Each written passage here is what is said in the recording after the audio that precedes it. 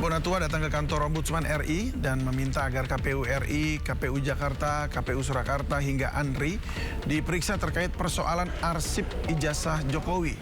Bonatua menilai pelaporan ini penting dilakukan agar persoalan ijazah Jokowi segera menemukan titik terang dan segera terungkap keasliannya. Bermohon supaya Ombudsman memaksa KPU mematuhi undang-undang kearsipan, ya, supaya nanti KPU menyerahkannya ke ANRI, lalu ANRI segera melakukan proses autentikasi dengan keilmuan-keilmuannya, dengan arsiparisnya, dengan ahli forensik dokumennya, dengan ahli pendidikannya, dan untuk tahun 2019 dia harus melibatkan ahli dokumen IT forensik. Kenapa? Karena tahun 2019 ternyata sistem sudah berubah. Sistem sudah melibatkan upload, nggak fisik lagi dikasih seperti sebelum-sebelumnya. Ini menjadi ribet. Artinya memang kita harus melihat nanti apakah konsisten arsip-arsip ini, arsip 2005, 2010, 2012, 2014, 2019. Perlu di sini konsistensinya untuk dibandingkan nanti dengan asli yang lagi diupayakan tim kita, teman kita di Solo. Sama di pengadilan nanti ya, tim RRT ya. Nah, ini nanti akan menjadi puzzle yang saling melengkapi. Ya, uji lapor di tengah saling lapor polemik ijazah Jokowi. Nah, ini makin seru saja. Sudah bergabung bersama kami pakar telematika sekaligus tersangka kasus ijazah Jokowi, Roy Suryo. Hadir pula Ketua Umum Jokowi Mania Nusantara Bersatu, Andi Azwan. Dan kemudian Direktur Eksekutif Lemkapi, Edi Hasibuan. Saya ke Mas Roy dulu ya. Nih ya, Mas Roy, Anda secara resmi ini mengajukan uji laboratorium forensik independen ya, betul ya? Betul. Betul, ya, oke. jadi... Nah, jika iya maksudnya apa parameter yang kemudian diuji? Maksudnya apakah itu memang dengan data metode atau kertas tinta, metadata, raster image, dan lab mana yang Anda pikir ini akan baik untuk menolong Anda? Oke, saya kira saya tidak perlu mengajari ikan berenang ya, kalau yang namanya lembaga laboratorium forensik yang nanti independen.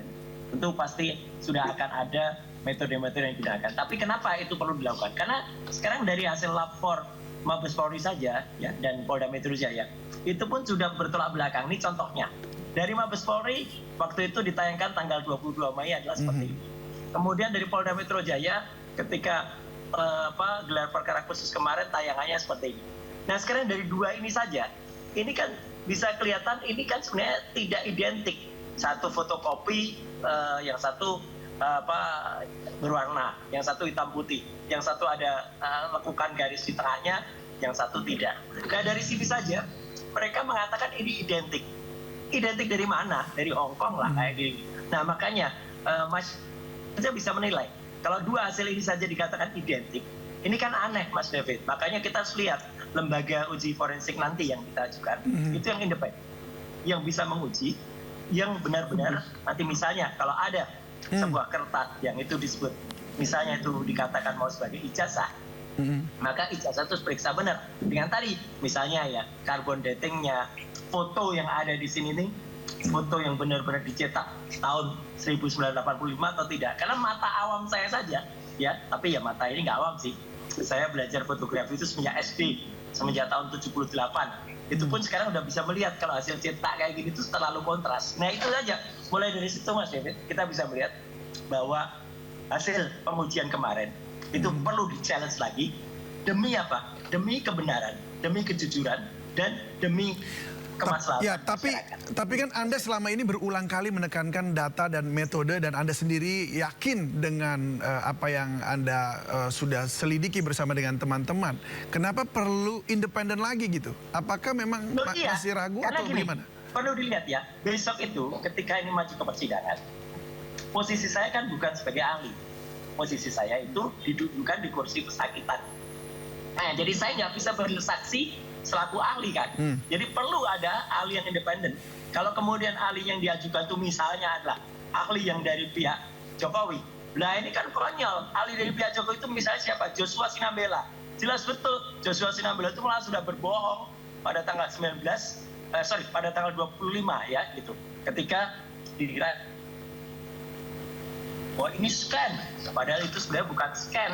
ya. Dan dia misalnya satu lagi siapa? Roni Teguh, seorang lulusan akademi komputer yang kemudian S2-nya di UGM terus S3 kepala itu kemarin juga dalam presentasinya malah hanya menggunakan software gratisan. Kok kayak gitu mau dipakai sebagai ahli kan konyol gitu.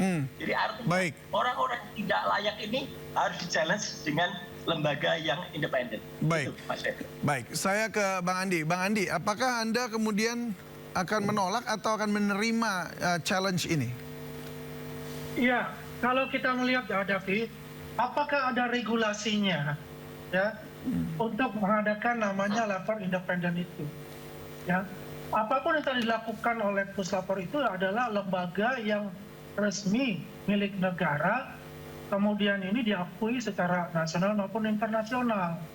Dan ini sudah jelas ya, sudah dilakukan dan juga hasilnya pun ya apa yang dilakukan oleh Polda Metro Jaya pun hampir sama ya, identik gitu. Tapi yang jelas begini, apakah ini adalah ya trik untuk mengulur-ngulur waktu ya biar proses ini tidak segera dituntaskan ya, kan kita mengetahui bahwasanya gelar perkara khusus yang diminta oleh pihak tersangka ini kan sudah dipenuhi oleh pihak Polda Metro Jaya. Dan timbul permintaan lagi mengenai lapor independen itu. Nah, menurut saya secara regulasi itu ada atau tidak? Pertama itu. Yang kedua, buat kami itu adalah trik untuk mengulur-ngulur waktu saja. Ya sebaiknya adalah yang belum diperiksa, yaitu klaster 1, maupun juga saksi ahli maupun saksi yang meringankan itu segera juga untuk diperiksa. Biar ini semakin clear ya dan cepat ya diserahkan kepada tahap selanjutnya yaitu ke penuntutan, yaitu ke kejaksaan gitu. Jadi itu yang kita harapkan. Artinya intinya tidak perlu ada begitu uji laboratorium forensik independen. Ya, buat kami sih semua sudah clear ya dan clean gitu ya. Oke, sebab maka ini kan dulu, dari pihak Mas Roy-nya merasa belum clear juga. Ada regulasinya gitu loh. Ada regulasinya, ada dakwahnya. Itulah yang baru nantinya yang dijadikan patokan untuk itu gitu loh. Karena kalau semua penuh apa yang diminta mereka dituruti, ya menurut saya kalau kita bicara dengan GPK kan ada peraturan Kapolri-nya, ya di KUHP juga ada. Kalau yang ini kan kita nggak tahu apakah ada atau tidak. Yang jelas kalau diminta pertanyaan kepada kita semua, buat kami adalah yang katakan tadi, ya. Satu adalah mempercepat itu klaster 1 dan saksi ahli maupun saksi yang meringankan itu, ya. Jadi tidak ada lagi penundaan-penundaan begitu, David. Baik, Mas Roy, apa jawabannya? Ini katanya nggak ada dasar hukumnya begitu. Ya, namanya teknologi, namanya hukum itu kan juga berkembang. Dulu pemeriksa ya jauh dengan menggunakan video conference, akhirnya sekarang ada. Dan itu kan terbukti bagus gitu. Misalnya dalam kasus O.J. Simpson ya di Amerika kan pembuktian secara independen, dan ada bagus sekali tadi Pak Rifai, kuasa hukum mereka itu pun pernah mengajukan jenis ini. Misalnya ketika waktu itu ada seorang yang berpenyakit getah bening, kemudian beliau mengajukan yang namanya dokter independen, dan itu kuasa hukum dari Jokowi saja tadi dalam diskusi di TV sebelah itu setujui ini. Artinya ini prinsipal yang memang benar gitu loh. Takutan kalau ada memang benar-benar itu ilmiah, pasti itu akan disetujui, Mas David. Itu. Baik. Jadi artinya Pak Rifai saja kuasa hukum Jokowi. Baik, saya ke Pak Edi. Pak Edi, bagaimana ini tanggapan Anda? Apakah ini memang bisa dieksekusi dalam artian untuk uji laboratorium forensik independen ini? Ya, pertama memang secara hukum, kalau kita bicara hukum, memang sebetulnya puslapor Polri lah yang yang dijadikan sebagai bukti yang final ya. Artinya memang apa yang diajukan oleh hasil daripada puslapor Polri itulah yang final. Itulah yang bisa dipertanggungjawabkan secara hukum. Namun demikian kalau memang ada pertimbangan ada usulan ya. Tadi saya lihat Roy Suryo menyampaikan sebagai pembanding. Iya boleh saja, tetapi itu bukan menjadi alat bukti utama. Itu adalah merupakan sebagai alat pembanding. Kemudian apakah boleh misalnya disampaikan kepada pengadilan itu menjadi bukti ya. Sepanjang itu dilakukan secara ilmiah, kemudian objektif dan juga itu boleh saya kira boleh, misalnya seperti UI melakukan laboratorium forensik ya. Kemudian itu bisa melalui permintaan atas permintaan, pertama adalah penyidik atau mungkin jaksa atau mungkin kuasa hukum, boleh ya. Kemudian yang ketiga adalah disertai dengan laporan ujian. Jadi misalnya kalau misalnya ada bukti ketika nanti di pengadilan, kemudian tentu harus juga disertai dengan penjelasan ilmiah ya. Yang misalnya kalau memang ada dari UI tadi, maka dia bisa memberikan keterangan tentang hasil laboratorium forensik yang disampaikannya sebagai pembanding tadi ya. Nah, namun demikian semua itu memang tergantung kepada bagaimana nanti di persidangan ya. Kemudian nanti juga kita lihat ya, apakah memang permohonan ini itu disetujui oleh penyidik di Polda Metro Jaya atau tidak ya. Kita lihat seperti itu ya. Nah ini jadi harusnya diajukannya bagaimana? Apakah saat ini seperti yang dilakukan oleh Mas Roy dan kawan-kawan, atau nanti setelah berjalannya persidangan begitu? Ya, itu kalau misalnya biasanya kalau di dalam hal seperti ini, dalam persidangan, kemudian di dalam persidangan itu ada misalnya yang tidak menerima, kemudian hasil itu lalu jaksa biasanya akan mengajukan permintaan laboratorium forensik pembanding ya, atau mungkin hakim bisa mengajukan itu ya. Namun demikian untuk kuasa hukum ya, kalau saya lihat apakah itu boleh ya, saya dalam hal ini masih saya lihat masih terjadi perbedaan pandangan ya. Tapi ya nanti kita lihat saja apakah memang kuasa hukum nanti akan disetujui oleh misalnya dari pihak UI yang akan melakukan hasil laboratorium pembanding ya. Ya. Baik, saya ke Mas Roy. Nah ini Mas Roy, Anda juga ini kan dalam proses ya untuk mengajukan juga uji laboratorium forensik. Lagi begini, terus kemudian Anda juga dan kawan-kawan tentunya nih melaporkan Bang Andi nih ke pihak kepolisian juga gitu. Nah, kenapa nih? Alasannya apa? Ya. Apakah ini saling lapor ini kemudian jadi untuk sesuatu hal yang lain gitu, artinya secara politis dilakukan, atau memang ada apa gitu? Enggak, ini bukan politis, ini murni hukum ya. Jadi pelapornya adalah Mas Michael Sinaga. Ya, dia hadir di acara Rakyat Bersuara karena ada sebuah promosi yang bagus dari Rakyat Bersuara, akan ditampilkan scan ijazah asli. Nah, Michael kemudian datang dengan inisiatif sendiri ke acara itu di gedung iNews Tower pada tanggal 19 atau 25. Dan dia mengeluarkan biaya untuk bisa datang sampai ke sana. Dia tidak diundang loh. Dia datang. Jadi dia datang dengan usaha sendiri. Akhirnya dia punya effort. Ketika dia punya effort dan ternyata di acara itu yang terjadi adalah kebohongan, kepalsuan. Saudara Andi Aswan itu menampilkan scan yang katanya itu scan adalah ijazah asli. Nah ini sudah ada dua kebohongannya, makanya LP-nya diterima. Yang pertama, scan itu terbukti ya karena itu hanya koreksi dari apa yang sudah ditampilkan oleh Dian Sandi seperti ini ya. Jadi hasil dari Dian Sandi waktu itu kemudian dikoreksi jadi ini. Yang kedua, dari gelar perkara khusus kemarin ada kepolisian faktanya bahwa ijazah yang konon kertas yang disebut ijazah itu sudah disita tanggal 23 Juli 2025. Jadi sudah beberapa bulan yang lalu. Kenapa bisa tiba-tiba kemudian Pak Rosidim, apakah Anda mengeluarkan ini pada hari-hari kemarin? Enggak mungkin, kami tidak boleh mengeluarkan. Nah, makanya kalau tiba-tiba ada seseorang yang dengan gagahnya dia mengatakan scan. Kalau dia sudah men-scan sebelum tanggal 23 Juli, itu pastinya kalau lihat kelakuannya itu sudah ditampilkan lebih jauh sebelumnya, bukan tiba-tiba pada tanggal 19 atau 25 November.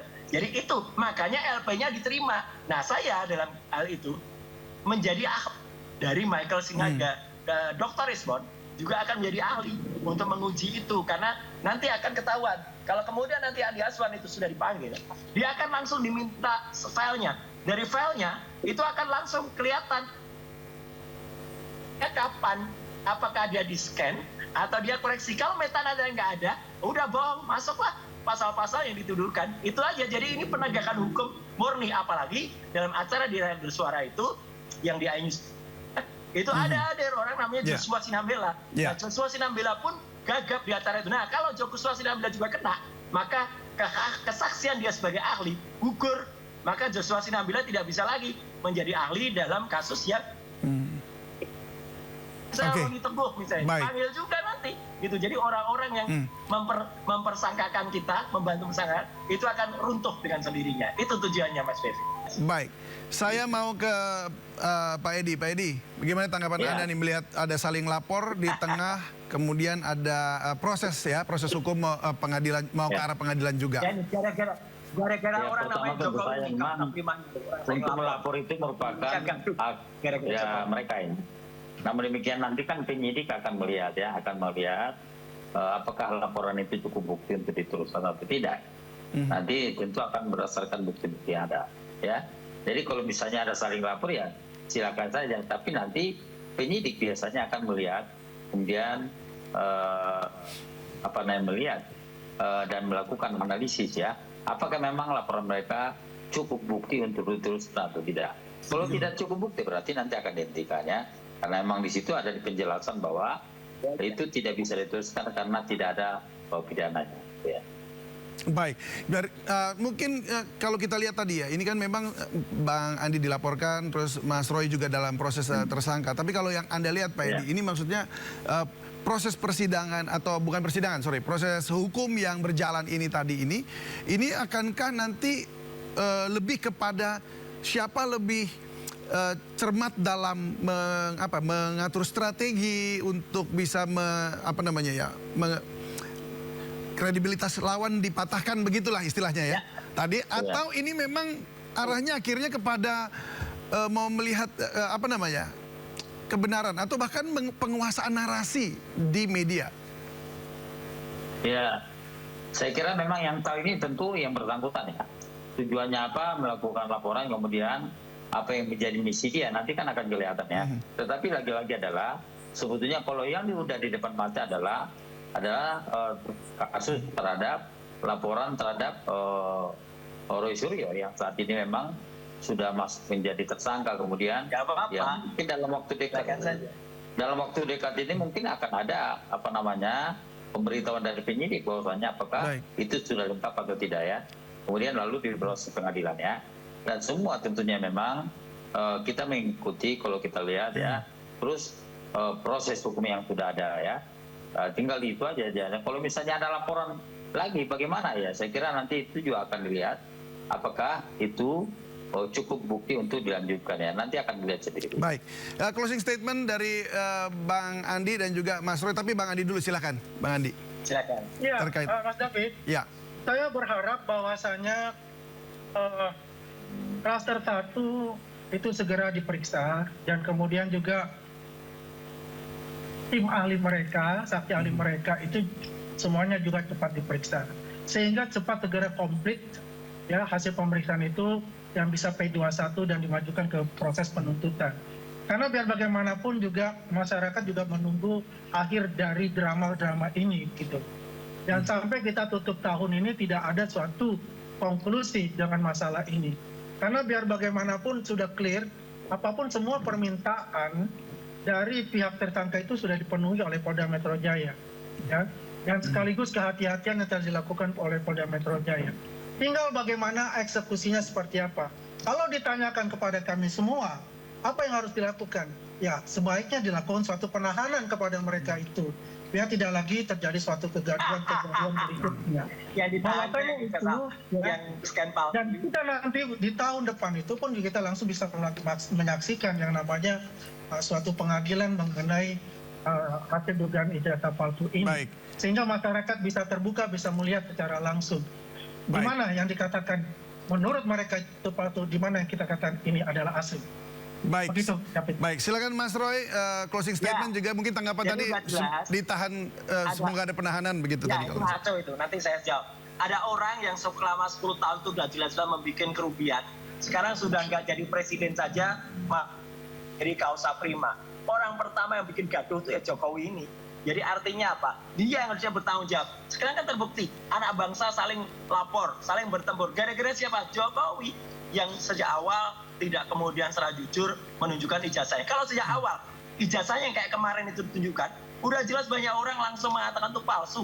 Pas fotonya sama sekali tidak mencerminkan pas foto yang sudah berusia 40 tahun, ya kemudian ditambah-tambah bosnya, kemudian sekarang mencoba dikasih bos, kasih watermark dan lain sebagainya saja. Dan apalagi ya orang yang kemudian